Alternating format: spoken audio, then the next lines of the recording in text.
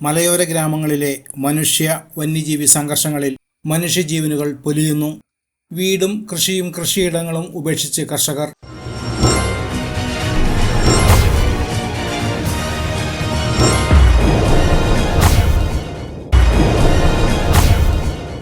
വന്യജീവികളുടെ സംരക്ഷണം ശക്തമാക്കുക, വനം കൊള്ള തടയുക തുടങ്ങിയ ലക്ഷ്യങ്ങളുമായി വന്യജീവി നിയമം 1972 നിലവിൽ വന്നു.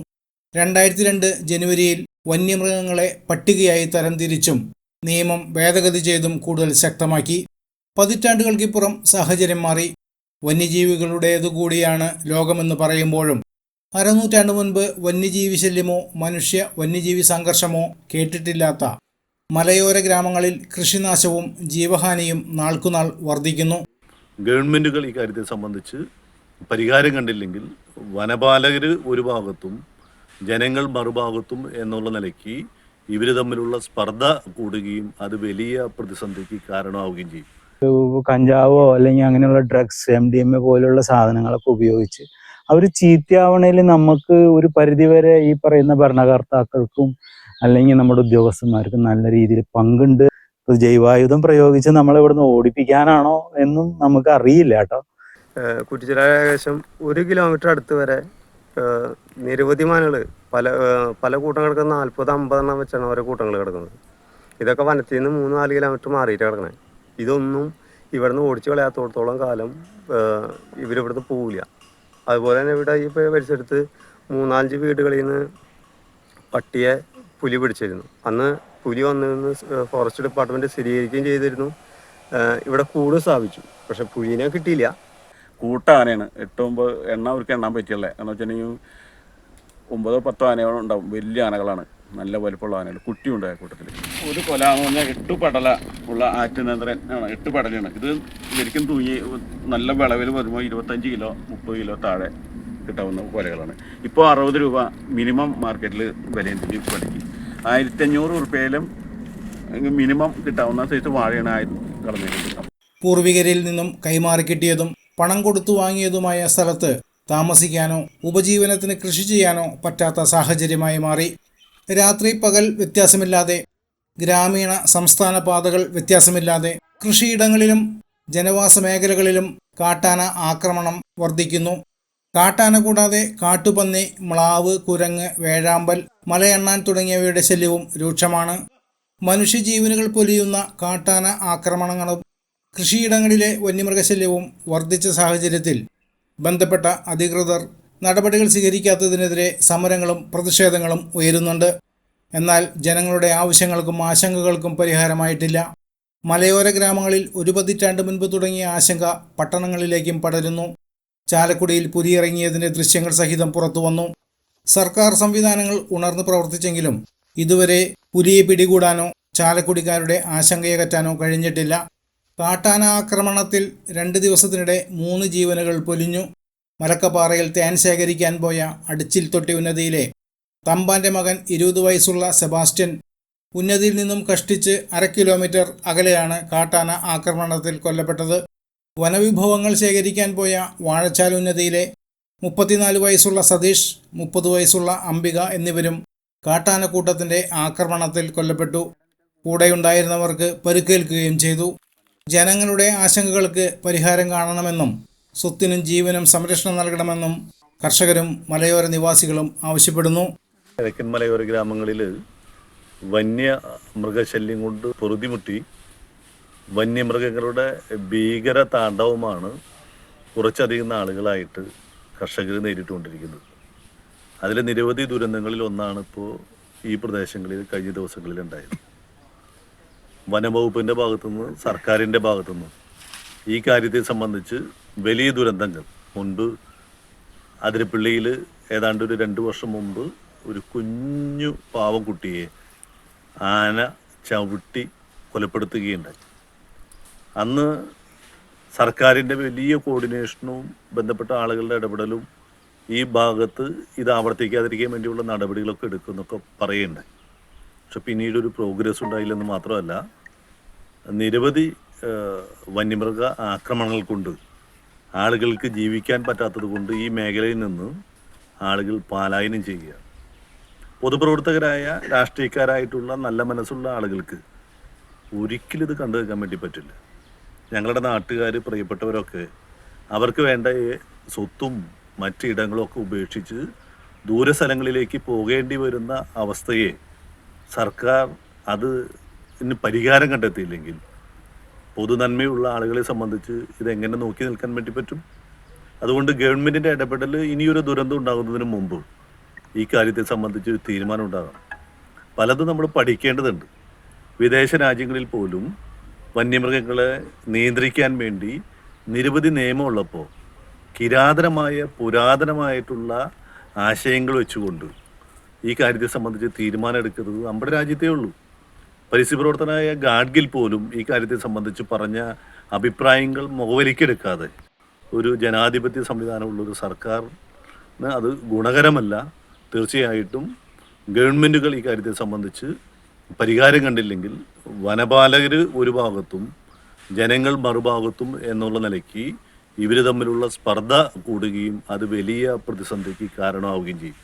ഇവിടെ ചാലക്കുടിയിൽ മാത്രമല്ല, ചാലക്കുടിയുടെ കിഴക്കൻ മലയോര മേഖലകളിൽ പോലെ തന്നെ വനാതിർത്തിയിലൊക്കെ തന്നെ ഒരുപാട് പ്രയാസങ്ങൾ ഇപ്പം നഗരങ്ങളിൽ പോലും ഇതിൻ്റെ പ്രയാസങ്ങൾ ആളുകൾ നേരിട്ടുകൊണ്ടിരിക്കുകയാണ്. അതുകൊണ്ട് ഇതിന് പരിഹാരം അടിയന്തരമായിട്ട് വേണം. നിയമങ്ങൾ മാറ്റി എഴുതണം, പൊളിച്ചു എഴുതണം. കർഷകർക്ക് ന്യായമായുള്ള നഷ്ടപരിഹാരം നൽകണം. അവൻ്റെ ജീവൻ സംരക്ഷിക്കണം, അവൻ്റെ വീട് സംരക്ഷിക്കണം, അവൻ്റെ പ്രയാസങ്ങൾ ബുദ്ധിമുട്ടുകൾ മനസ്സിലാക്കി ഇടപെടുന്നത്. ഞാൻ മലയോര കർഷക സംരക്ഷണ സമിതി കൺവീനറാണ്. എൻ്റെ പേര് ജോബിൾ ഓടാശ്ശേരി. ഞാൻ തൃശ്ശൂർ ജില്ലയിൽ കോടശ്ശേരി പഞ്ചായത്തിലാണ്. ഞാൻ മലയോര മേഖലയിലാണ് താമസിക്കുന്നത്. ഇവിടെ ഈ പരിസരത്ത് ആനയുടെ ശല്യം വളരെ രൂക്ഷമാണ്. ഇപ്പോൾ 2 മാസം മുന്നേ നമ്മുടെ കളമ്പാടൻ ജോസഫേട്ടൻ്റെ കരിക്കോട്ടുകളി ഭാഗത്ത് ഒരു 85ഓളം കാച്ച തെങ്ങുകൾ 2-3 രാത്രി കൊണ്ട് ആന ഫുള്ളായിട്ട് നശിപ്പിച്ചു. ആളിപ്പോൾ പറമ്പിലേക്ക് ഇറങ്ങാൻ പറ്റാത്ത സാഹചര്യം. അതുപോലെ നിരവധി ആളുകളുടെ ഒരു സാധനം പോലും കൃഷി ചെയ്യാൻ പറ്റാത്ത സാഹചര്യമാണ് ആനകളെ കൊണ്ട്. മലമാതാ പള്ളിയിനോട് ചേർന്ന് കിടക്കുന്ന ഭൂമിയിൽ വാഴ കൃഷി ചെയ്തിട്ടുണ്ട്. ഈ വാഴ മുഴുവൻ മാനുകളാണ് നശിപ്പിച്ചുകൊണ്ടിരിക്കുന്നത്. ചുറ്റും മതിലുണ്ട്, കാര്യങ്ങളൊക്കെ ഉണ്ടെങ്കിലും ഇതൊക്കെ ചാടി കിടന്നിട്ടാണ് മാനുകൾ വന്ന് ഈ കൃഷി നശിപ്പിച്ചുകൊണ്ടിരിക്കുന്നത്. അതുപോലെ മാന്, പന്നി ഇതൊക്കെ വനത്തിൽ നിന്ന് 3-4 കിലോമീറ്റർ താഴെ ഭാഗത്ത് വന്ന് കൃഷിയിടങ്ങളിലാണ് രാത്രിയും പകലും കിടക്കുന്നത്. പുലി, കടുവ, ചെന്നായി ഈ വക മൃഗങ്ങളൊക്കെ മാംസോക്കുകളാണ്. പുലി മാനുകളെ പിടിക്കാൻ വേണ്ടിയിട്ട് കൃഷിയിടങ്ങളിൽ വരും. ഇവിടുത്തെ ജനങ്ങളുടെ ജീവന് വരെ ആപത്താണ്. ഇപ്പോൾ ഒരു മാസമായിട്ട് കാണുന്നുണ്ട് ചാലക്കുടി, പീലാർമുഴി ഇങ്ങനെയുള്ള പ്രദേശത്ത് മുഴുവൻ പുലി വീടുകളുടെ സമീപത്ത് കിടന്ന് നടക്കുന്ന ഒരു സാഹചര്യം. ഇവിടെ കിടക്കുന്ന മാനുകളെയും പന്നുകളെയും ഓടിച്ച് വനത്തിലേക്ക് കയറ്റുകയോ അവിടെ നിലനിർത്താൻ ശ്രമിക്കുകയോ ചെയ്യാതെ പുലിനെ പിടിച്ച് മാറ്റാൻ വേണ്ടിയിട്ട് അതിൻ്റെ പിന്നിൽ കൂടെ ഓടി വന്നിട്ടൊരു കാര്യമില്ല. ഇപ്പോൾ അതേ കുറ്റിച്ചിറ ഭാഗത്ത് കഴിഞ്ഞ ആഴ്ച പുലി വന്നിരുന്നു. കുറ്റിച്ചിറ ഏകദേശം 1 കിലോമീറ്റർ അടുത്ത് വരെ നിരവധി മാനുകൾ പല കൂട്ടം കിടക്കുന്ന 40-50 വെച്ചാണ് ഓരോ കൂട്ടങ്ങൾ കിടക്കുന്നത്. ഇതൊക്കെ വനത്തിൽ നിന്ന് 3-4 കിലോമീറ്റർ മാറിയിട്ട് കിടക്കണേ. ഇതൊന്നും ഇവിടുന്ന് ഓടിച്ച് കളയാത്തോടത്തോളം കാലം ഇവരിവിടുന്ന് പോവില്ല. അതുപോലെ തന്നെ ഇവിടെ ഈ പരിസരത്ത് 3-5 വീടുകളിൽ നിന്ന് പട്ടിയെ പുലി പിടിച്ചിരുന്നു. അന്ന് പുലി വന്നിരുന്ന് ഫോറസ്റ്റ് ഡിപ്പാർട്ട്മെൻറ്റ് സ്ഥിരീകരിക്കുകയും ചെയ്തിരുന്നു. ഇവിടെ കൂട് സ്ഥാപിച്ചു. പക്ഷെ പുലിനെ കിട്ടിയില്ല. പക്ഷേ എങ്കിലും പുലി വരേണ്ട ഒരു കാരണം ഈ മാനുകൾ പറമ്പിൽ നിന്ന് പോകാണ്ട് കിടക്കുന്നതാണ് കാരണം. മാനുകൾ വന്ന് കിടന്ന് കൃഷി മാത്രമല്ല മനുഷ്യൻ്റെ ജീവൻ തന്നെ വളരെ ആപത്തായ സാഹചര്യത്തിലേക്ക് പോകണം. ഇത് വന്യമൃഗങ്ങൾ കാടിറങ്ങി വരേണ്ട മെയിൻ കാരണം എന്ന് പറയുന്നത് വനത്തിൽ തീറ്റയും വെള്ളമില്ലാത്തത് തന്നെയാണ് എന്നാണ് ഒരു കാരണമുള്ളത്. രണ്ടാമത്തെ കാരണം വനത്തിൽ ഉൾക്കൊള്ളാനുള്ളതിനേക്കാൾ കൂടുതൽ മൃഗങ്ങൾ പെരുകി എന്നുള്ളത് രണ്ടാമത്തെ ഒരു കാരണമാണ്. ഇത് വനത്തിൽ തീറ്റയും കാര്യങ്ങളും ഉണ്ടാക്കി കൊടുക്കേണ്ടത് സർക്കാർ സംവിധാനങ്ങളോ ചെയ്യേണ്ടതാണ്. അപ്പോൾ ഈ മൃഗങ്ങൾക്കുള്ള തീറ്റ കണ്ടെത്തി അവരെ വനത്തിൽ നിർത്താനുള്ള എല്ലാ സംവിധാനങ്ങളും ചെയ്യേണ്ടത് ഉത്തരവാദിത്വം സർക്കാരിന് തന്നെയാണ്. അത് ട്രെഞ്ച് താത്തുകയോ ഏത് മാർഗം ഉപയോഗിച്ചാലും കർഷകരുടെ ഭൂമി കിടക്കുന്ന ഈ മൃഗങ്ങളെ ഇവിടുന്ന് ഓടിച്ച് വനത്തിലേക്ക് തന്നെ ആക്കിയേ പറ്റൂ. അതിനുള്ള നടപടികൾ എത്രയും പെട്ടെന്ന് എടുക്കണം. ഇപ്പം തന്നെ പല ആളുകളും കൃഷി ഉപേക്ഷിച്ചു. ഇപ്പോൾ പറമ്പിൽ ജോലി ചെയ്യാൻ വേണ്ടി വരെ സർക്കാരിനോട് അപേക്ഷിക്കേണ്ട ഒരു സാഹചര്യമാണ്. ഇത് ജോലി ചെയ്യാൻ പറ്റാത്ത സാഹചര്യമാണ് എന്ന് സർക്കാരിനോട് അപേക്ഷിക്കേണ്ട ഒരു നാട് നമ്മുടെ കേരളമാണ് എന്ന് ചിലപ്പോൾ പറയേണ്ടി വരും. ഊണി കിടക്കുന്ന ആൾക്കാരെ പോലെ തന്നെ ഇവിടെയുള്ളവരും മനുഷ്യരാണ് എന്നൊരു ചിന്താഗതി ഭരണാധികാരികൾക്ക് ഉണ്ടാവണം എന്നുകൂടിയാണ് എനിക്ക് പറയാനുള്ളത്. എൻ്റെ പേര് ഡേവിസ് മേച്ചേരി, മുനിപ്പാറയാണ് വീട്. ഇവിടെ കൊന്നുകുടി പ്രദേശത്ത് 2 ഏക്കർ കൃഷിഭൂമി മേടിച്ചിട്ട് 5-6 വർഷമായിട്ടുണ്ട്. ഇടയ്ക്ക് കാന ഇറങ്ങിയായിരുന്നെങ്കിൽ കൃഷി നാശം ഉണ്ടായിരുന്നില്ല. ഇപ്പോൾ റംബുട്ടാൻ വെച്ചിട്ട് അതിനിടെ കൃഷിയായിട്ട് വാഴ ചെയ്താണ് 500-600 വാഴ വെച്ചത് ഏകദേശം 80% തീർത്തും ഈ ഒരു മാസം 1-1.5 മാസം കൊണ്ട് തീർത്ത് നശിച്ചു പോയി. ഒക്കെ കൊലച്ച ഞാലിപ്പം വാഴകളായിരുന്നു. 10-15 കിലോ തൂക്കം വരുന്ന കൊലകളായിരുന്നു. അതെല്ലാം നശിച്ചു പോയി. കപ്പ അതിനിടയ്ക്കിട്ടായിരുന്നു കപ്പ കംപ്ലീറ്റും 2-3 പ്രാവശ്യം കൊണ്ട് നശിപ്പിച്ചിട്ട് കളഞ്ഞു. പലവട്ടം മാന വന്നിട്ടും ഓടിച്ച് കാട്ടി കളഞ്ഞ് രക്ഷപ്പെടുത്തിയതാണ്. ഇതിനിടയ്ക്ക് സോളാർ വേലി ഇട്ടിട്ടുണ്ട്. ആ വേലും നശിപ്പിച്ച് അങ്ങേ പറമ്പിൽ നിന്ന് ഇങ്ങനെ പറയുന്ന മരങ്ങൾ മറച്ചിട്ടാണ് കടന്നു പോരുന്നത്. ഇതിപ്പോൾ നമ്മുടെ കോമ്പൗണ്ടിലേക്ക് ആന വരുന്ന നിരന്തരമായ കാരണം വാഴ കൃഷി തീർത്തും അവസാനിപ്പിക്കാൻ ഉള്ള അഭിപ്രായത്തിലാണ്. ഇനി വാഴ ഉള്ളത് കൊത്തിപ്പറിച്ച് കാട്ടി കളഞ്ഞ് വേറെ എന്തെങ്കിലും കൃഷി ചെയ്യാൻ പറ്റുമെങ്കിൽ അതും ചെയ്യാൻ പറ്റാത്ത അവസ്ഥയാണ് ഇപ്പോൾ അനുഭവിക്കുന്നത്. ഇത് കടം വരെയായിട്ട് മേടിച്ചിട്ട് ഭൂമിയാണ്. അതിന് ചെയ്ത് കടം മേടിച്ച് ലോൺ എടുത്താണ് കൃഷി ചെയ്തിരിക്കുന്നത്. അതും എല്ലാം ഇപ്പോൾ നശിപ്പിച്ച് പോയാറുകൊണ്ട് നമുക്കത് ഒരിക്കലും മുന്നോട്ട് പോകാൻ പറ്റാത്ത അവസ്ഥ വന്നിരിക്കുകയാണ്. കൃഷിക്കാരുടെ കാര്യങ്ങൾ വളരെ പരിതാവസ്ഥയാണ് ഇപ്പോൾ അനുഭവിക്കുന്നത്. നമുക്ക് പല ആനുകൂല്യങ്ങളും പല ഭാഗത്തുനിന്നും സർക്കാരിൻ്റെ ഭാഗത്തുനിന്നും ഫോറസ്റ്റിൻ്റെ ഭാഗത്തുനിന്നും പല രീതിയിലുള്ള സംരക്ഷണം ഉണ്ടെന്ന് പറഞ്ഞിട്ടും ഇതും ഇന്ന് നമ്മൾക്ക് അനുഭവിക്കുന്ന അവസ്ഥയാണ്. 200ഓളം കൊലച്ച വാഴ ഇന്നും നഷ്ടപ്പെട്ടിട്ടുണ്ട്.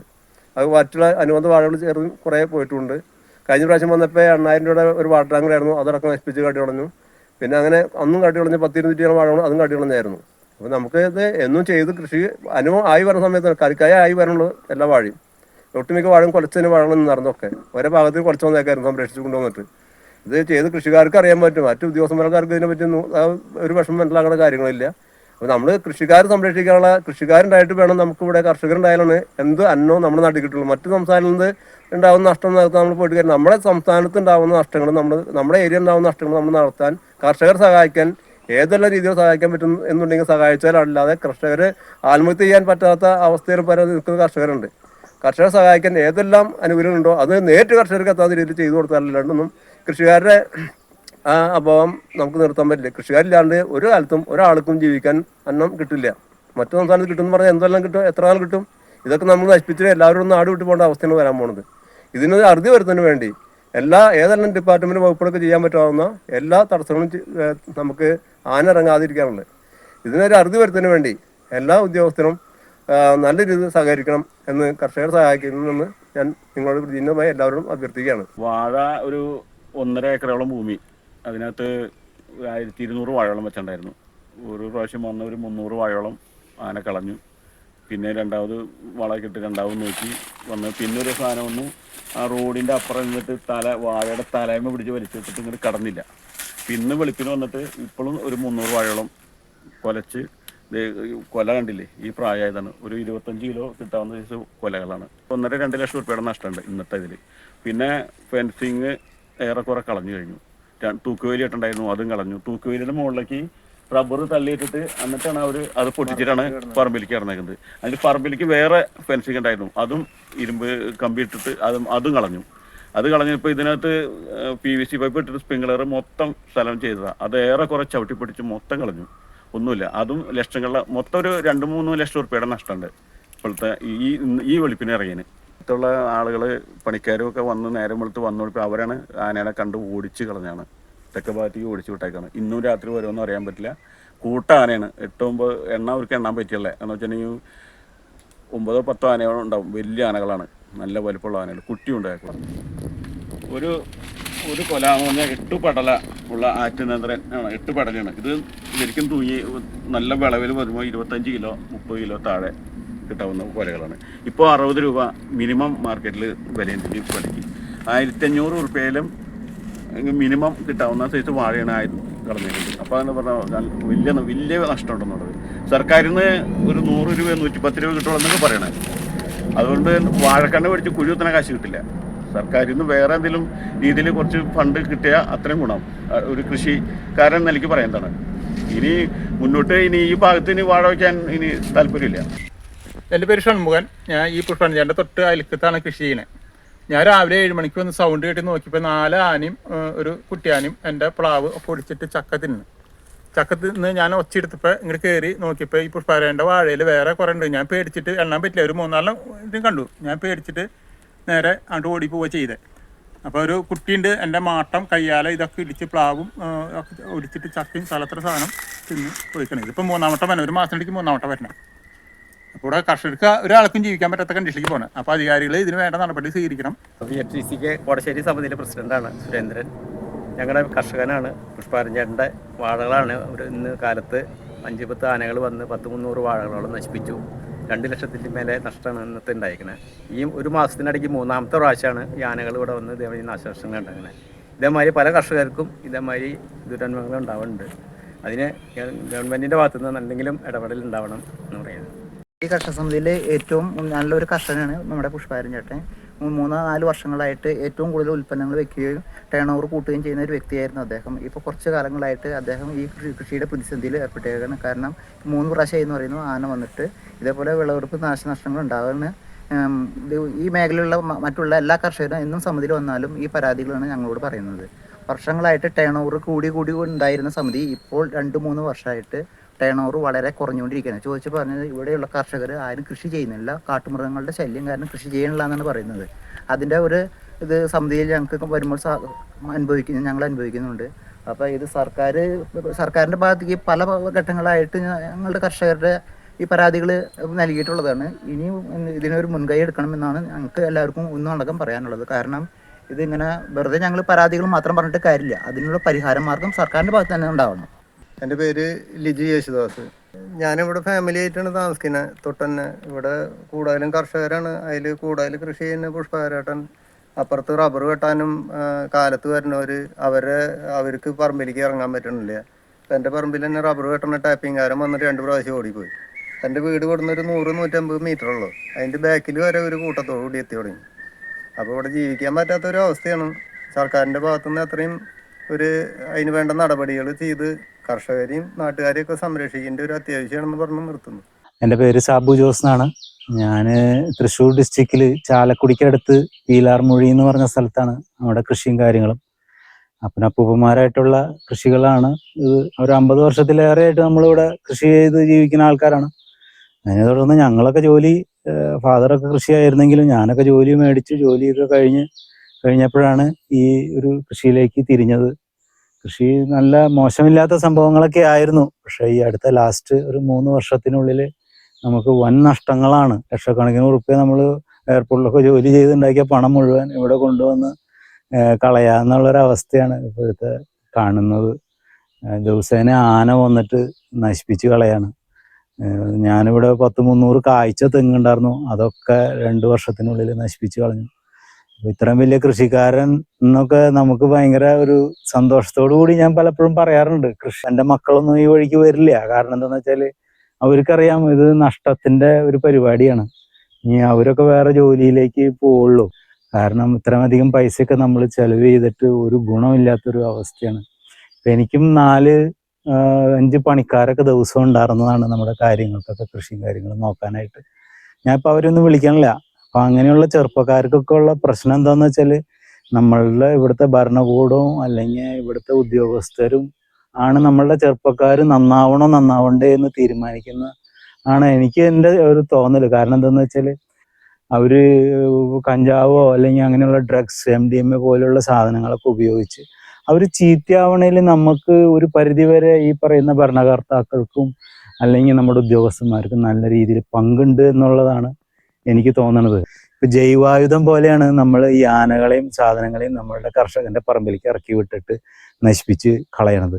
300 തെങ്ങ് നമ്മൾ 300 രൂപ വെച്ച് 90,000 ഉറുപ്പ്യ 6-7 വർഷം നമ്മൾ അതിനെ നോക്കി പരിപാലിച്ചു കൊണ്ടുവന്നിട്ട് നമുക്കതിന് നഷ്ടം കിട്ടണത് 770 രൂപയാണ് ഒരു തെങ്ങിനാണ് ഞാൻ മനസ്സിലാക്കണം. അതിപ്പോ കൊല്ലങ്ങൾക്ക് മുന്നേ ചെയ്തത് ഇപ്പോഴും നമുക്ക് കിട്ടിയിട്ടില്ല. നമ്മളെ 10-11 ഏക്കറോളം വരുന്ന കൃഷി നമ്മൾ ഏകദേശം ഉപേക്ഷിക്കേണ്ട ഒരു അവസ്ഥയാണ്.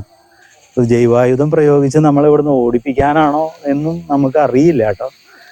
ഇത് അങ്ങനെയൊക്കെ വല്ല അജണ്ട ഉണ്ടെങ്കിൽ നമ്മളുടെ അടുത്ത് പറഞ്ഞു കഴിഞ്ഞാൽ നമ്മൾ അങ്ങോട്ട് മാറിപ്പോക്കോളാം. ഈ 10,000-ലധികം തേങ്ങ കിട്ടിയിരുന്ന സ്ഥലങ്ങളാണ് ഇതൊക്കെ. നമുക്കിപ്പോൾ ഞാൻ തേങ്ങയൊക്കെ പൈസ കൊടുത്ത് മേടിക്കേണ്ട ഒരു അവസ്ഥയിലേക്കാണ് നമ്മളുടെ കൃഷി തന്നെ മതി, ഇത് ധാരാളം നമുക്ക് ഇവിടെ നമ്മളുടെ കേരളത്തിലുള്ള 3.5 കോടി ജനത്തിന് ജീവിക്കാൻ. പക്ഷെ ഇത് ചെയ്യാൻ അനുവദിക്കണം. അല്ലാതെ ജൈവായുധം ആന, മാൻ, മയില് അല്ലെങ്കിൽ കുരങ്ങ് ഇതിനെയൊക്കെ അഴിച്ചു വിട്ടും കഴിഞ്ഞിട്ട് നമ്മൾ 50 വർഷത്തിലധികമായിട്ട് നമ്മൾ കൃഷി ചെയ്തിരുന്ന പറമ്പാണ് ഇതൊക്കെ. അപ്പോൾ ആ ഒരു നഷ്ടം നമുക്ക് അതിനെ കോമ്പൻസേറ്റ് ചെയ്യാൻ പോലും നമ്മുടെ ഗവൺമെന്റ് ശ്രമിക്കുന്നില്ല.